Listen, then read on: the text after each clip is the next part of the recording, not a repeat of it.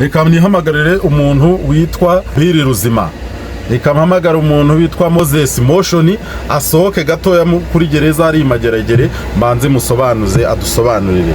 Reka mbwire ribu idusohorere umuntu witwa Skytu abanze yigere hino nawe adusobanurire. Reka nsabe ribu yongere idusohorere umuntu witwa Yampano, niwe mushyashya uheruka urumogi, aza tubwire ngo bigenda bite. Yampano uraza udusobanurire ukuntu ibintu bigenda kugira ngo abantu b'ibyamamare, abantu b'abastari bisange mu rumogi. Ahagatanga umuntu witwa Ariel Ways na Babu na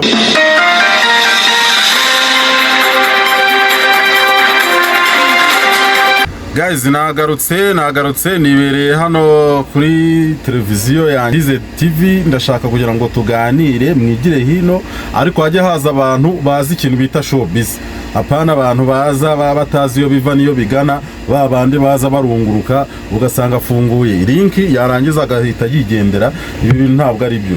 Ndashaka guhamagara abantu bangahe ahangaha, abantu b'ibyamamare, abantu b'abahanzi b'abastari, haba mu muziki, haba muri filime, haba muri modo cyangwa se muri fashion n'abandi bagiye batandukanye. Ndagira ngo muze hano mbibarize ibintu bijyanye n'urumogi cyangwa se n'ibindi biyobyabwenge, mudusobanurire ukuntu gahunda zimeze, mwigire hino mutera agatebe.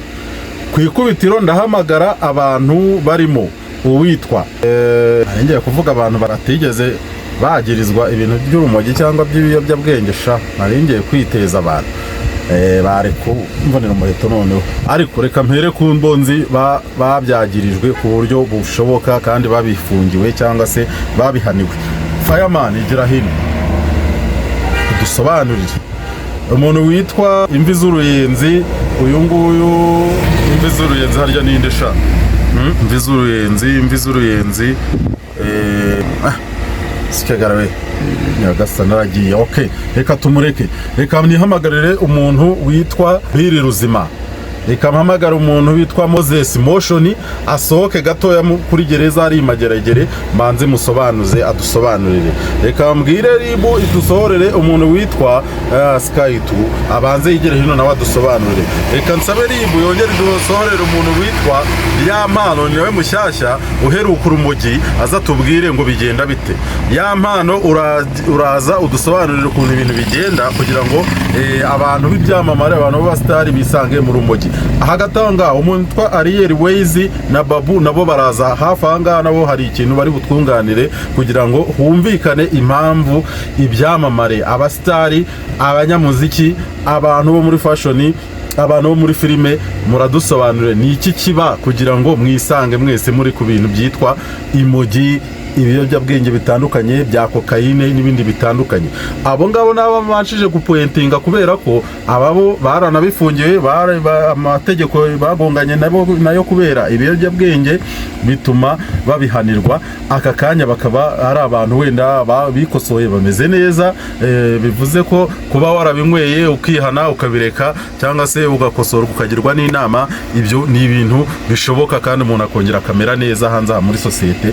Kuba barabiciyemo so kuvuga ko uyu munsi bakibirimo, ariko babinyuzemo. Baratubwira muze mutubwire ni iki cyabaye, ni iki kiri kuba ko ibi bintu bikomeje gufata intera mu bantu b'abastari bo hanze ahangaha mu Rwanda. Ahangaha ndabikuriza yuko maze kubona abastari batandukanye. Reba uwitwa Biri Ruzima yarabifungiwe ejo bundi rwose. Reba umunsi yabaga yashyizeho ibisatsi bitukura n'iki yarahindutse agasaza, murabizi mwese. Ndebera umuntu witwa Fireman, ibi yagiye abigiriwa inshuro nyinshi cyane. Ndebera umuntu witwa Moses Motion, uyu yaravuze ngo yabinywereye ngo mu Butaliyane ariko ntibyamubujije kumanuka i Mageragere. Reba umuntu witwa Skytu agize gutya aruma umugore we ugutwi, arangije bagiye bamuhuhishijemo basanga ikimogi ngo kiri ku rwego rwo hejuru. Reba umuntu witwa Yampano arifashe arumye izuru umugore. Kubera iki? Ikimogi ngo cyabaye cyinshi, dore nawe bamunyujije mu cyuma kirasona cyenda guturika. Uwitwa Yampano ni uherutse guca mu cyuma, icyuma cyenda guturika. Kubera iki? Ngo ibimogi byinshi. Yagize gute? Yarumye umugore izuru yenda kurica. Umwe araruma izuru undi akaruma ugutwi.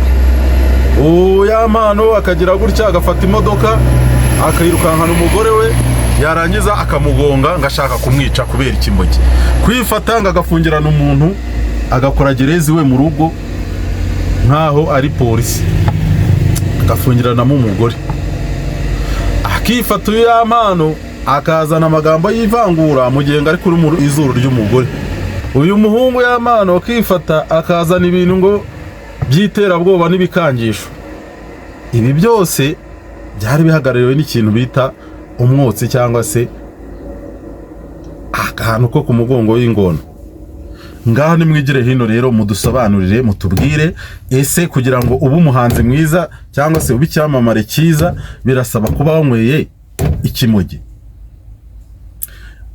Ese kugira ngo indirimbo zawe zigere kure, niba uri umuntu ufite indirimbo, niba uri umukinnyi wa filime, niba uri umukinnyi w'umupira w'amaguru, niba uri umu fashion maker n'iki, birasaba kugira ngo unywe ikimogi kugira ngo uhitinge, kugira ngo ibintu bigende neza.